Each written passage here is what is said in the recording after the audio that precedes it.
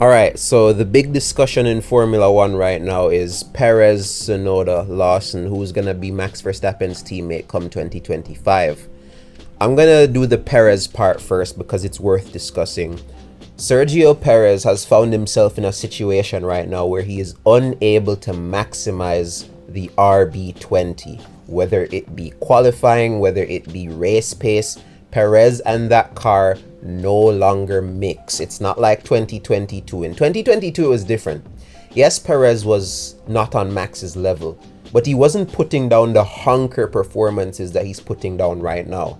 I think they've pretty much reached a point of no return where this car is concerned, where Perez just can't mold with it.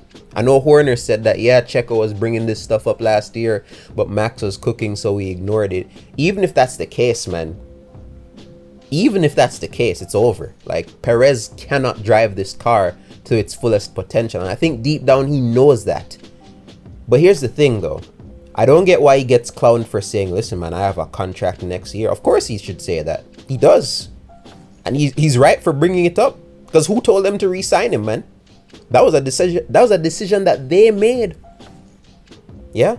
Horner gave Perez a 2-year contract extension thinking that was going to make him quicker. How? I don't even understand that thought process. How does giving somebody a 2-year contract extension make them quicker? You've pretty much spoken about how it's a problem with the car, and it's Perez and the car not gelling. You think a contract extension is gonna make Perez gel with the RB20? That's not how it works, big bro. That isn't how it works. But the thing is, Perez has severely underperformed, and when Albon was underperforming in 2020, I made it my duty to say, listen, if y'all are gonna fight for a championship this year, y'all can't keep this guy. And I have to say the same thing here. As a matter of fact, Perez proved it because they didn't win the Constructors this year at all. Came third, as a matter of fact. So I don't necessarily think Perez is a viable option to stay in this seat. I think Red Bull, in terms of their direction with the car, has reached a point of no return where it's almost impossible to make it a good enough car for Perez. And even, it's funny I even say that because at the beginning of the season, Checo looked quite comfortable. He almost got pole in Suzuka. He was getting podiums. He was getting P2s. But whatever they did to that car after that run of form just doesn't work.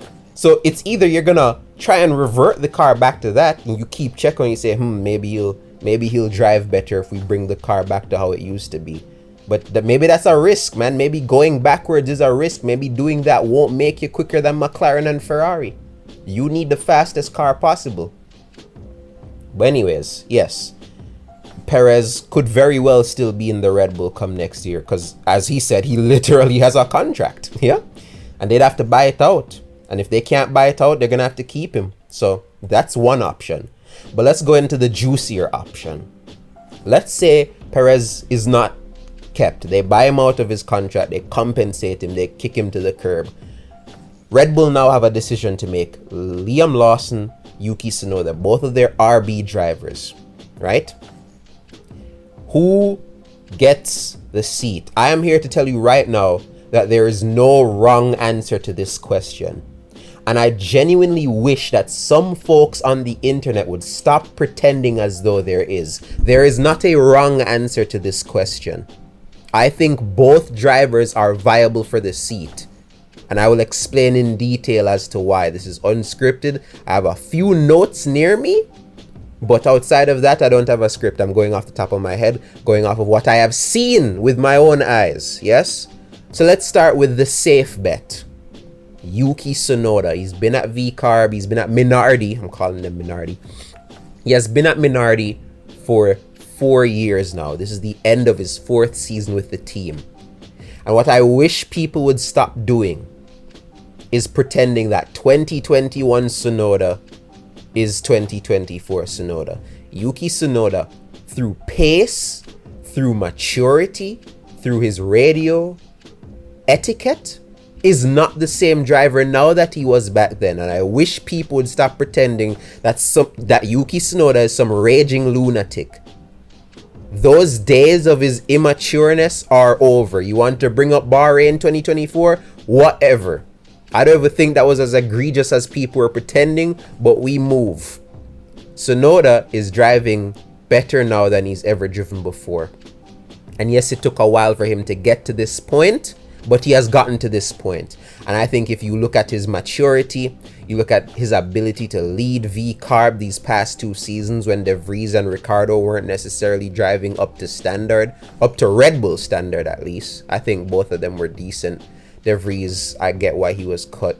Ricciardo, to be honest with you, I don't even think Ricciardo has been as bad this year as people pretend. I actually think he's gone out of F1 on better terms with this stint than he would have if he had maybe just gone out with the McLaren thing, but I digress. Tsunoda is at a point where I can look at him and think, you know what? You're driving at a level right now that I think warrants promotion. I think warrants promotion. And his frustration with not being a candidate, in Horner's eyes at least, because I think Marco has been way more sympathetic to Tsunoda. He's way quicker to praise Yuki Tsunoda. Christian Horner, not so much. But it's obvious to me Marco and Horner have 2 different visions of this team. And that's something I can make another video about. But we move, right? I think that Tsunoda is worthy of the Red Bull seat. I think he's the safe option.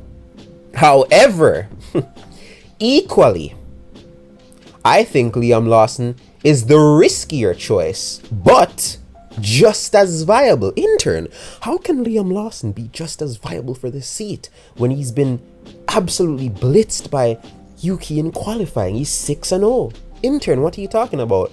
Allow me to explain this much. Let's go through every race that Tsunoda and Lawson have done this year, because I really need to debunk this stat, because people are just posting it everywhere with zero context and it's making me very upset. Let's start with Kota. Kota was Liam Lawson's first time back in F1 in over a year, I believe, right? So let's take a look at it. In Kota, Liam Lawson set a time in Q1 that was quicker than Yuki Tsunoda's time in Q1 and Q2 when he got eliminated. Lawson did not do Q2. Yeah? Didn't do Q2. He had a grid penalty coming anyways. He didn't do Q2. Lawson's Q1 time was quicker than both of Yuki Tsunoda's times in qualifying that weekend. Yes? You go over to Mexico, they were separated by less than a tenth, and then Tsunoda crashed out. Neither of them got to do another lap. And they were both in Q2. They both made Q2, and in Q2, the 2 of them were separated by less than a tenth. We keep it going. Brazil qualifying in the sprint, Tsunoda destroyed Lawson. I don't know what happened to Yuki. I don't know if he had a car issue, but Liam Lawson completely blitzed Yuki Tsunoda. Blew him out of the water. Lawson was 8th, Tsunoda was 18th. 10 spot difference.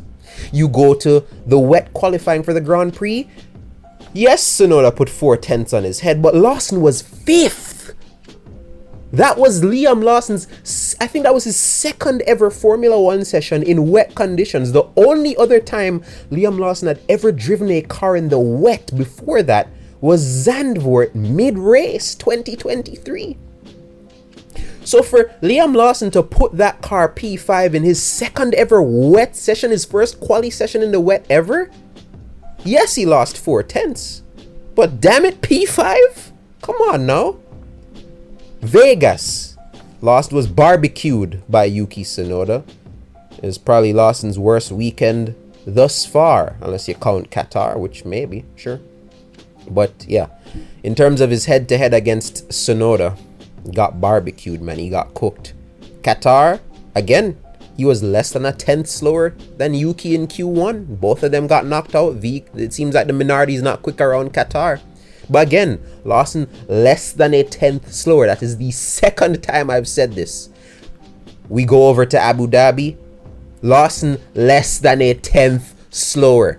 So that is 3 times so far in the 6 races. That is 3 times Lawson has been less than a tenth slower than Tsunoda. And 1 time he set a time in Q1 that was quicker than both of Tsunoda's times. That's 4 instances where I can say that Liam Lawson has performed at a level that is equal to, if not greater than, Tsunoda in qualifying. Yet people still want to pad the 6-0 stat. Listen to me. What makes all of this, in my opinion, more impressive for Lawson is the fact that he has never tested. Liam Lawson has never participated in preseason testing. All of Liam Lawson's Formula 1 experience prior to 2023 was tire tests and filming days. He did the F1 races in 2023, but between those races and these races, he's done little to nothing in an F1 car. So for him at 22 to come into this seat and be as close to Tsunoda as he has been proves that he's a moldable talent. And if they choose Lawson over Tsunoda, this would probably be the reason. They're saying, listen, this guy's never tested. We put him in the car and he's close to Tsunoda already. Let's just put him in the Red Bull. That would be a justifiable decision. And I'm tired of people pretending as though it isn't. It is. It is. He won on his Formula 2 debut. He won on his Super Formula debut. He won on his DTM debut. Obviously, he didn't win on his F1 debut. But this guy has proven to be adaptable historically throughout his young career. Therefore, if you use the same logic that McLaren used when they signed Piastri of putting a tabula rasa in the seat, an undeveloped talent, and saying, listen, mold your driving style around this car, it could very well work. It worked with Colapinto. It worked with Piastri. It worked with Behrman twice. Why can't it work with Liam Lawson? Yes, he's done a few Grand Prix. But if he's doing this, if he's this close to Tsunoda as is, yes, it's a riskier choice, but it is an equally viable choice because there is data to back up that Liam Lawson is on Tsunoda's level. Yeah? So that's where I'm going to leave the discussion. There is no wrong answer here if you choose Lawson or if you choose Tsunoda. But there's justifiable reasons for both. And I wish people would actually take the time to look at what I've presented and understand where I'm coming from. Because people are on the internet right now farming rage bait likes, not looking at the situation, and just jumping to conclusions. And these are people that I know for a fact have not been following both drivers and have not done the research that I've done. It needs to stop, man. There is no wrong answer here, and Red Bull know that, and it will be reflected in whatever decision they make, even if they choose Perez. I'd talk about Hadjar, but Hadjar's not going to Red Bull, bro. Come on. Maybe he goes to V-Carb if they sign one of these two, and then it becomes, Hadjar, you need to cook good enough so that when Lindblad, listen, man. The story for another day is that everybody involved in this second seat situation, they're all placeholders for Arvid Lindblad. But that's a story for another day. But the bottom line is, when it comes to Liam Lawson versus Yuki Tsunoda, there is no wrong answer. Yes, none. I rest my case. That's the unscripted intern out.